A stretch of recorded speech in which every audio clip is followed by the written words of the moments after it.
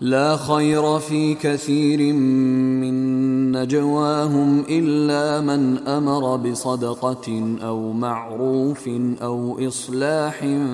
بين الناس ومن يفعل ذلك ابتغاء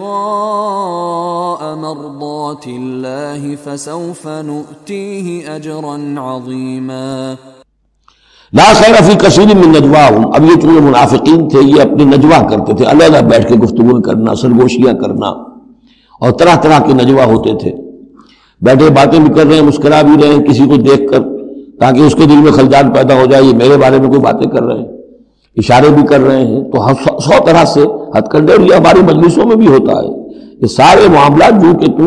انسانی معاشرے کے اندر جیسے ہوتے تھے آج بھی ہوتے ہیں۔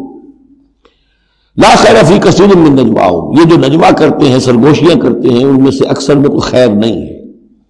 الا من امر بصدقۃ، ہاں ایک بات ہو سکتی ہے خاموشی سے کسی کو علیحدگی میں لے جا کر کسی صدقے کی اس کو تلقین کی جائے کہ بھائی دیکھو تمہیں اللہ نے غنی کیا ہے، یہ محتاج ہے میں جانتا ہوں، تو علیحدگی بجائے اس کے کہ پبلک میں اس سے بات کرو، اسے علیحدہ جا کے سمجھاؤ، یہ اچھی بات ہے۔ او معروف، یا کسی اور نیکی کا حکم دے، او اصلاح بین الناس،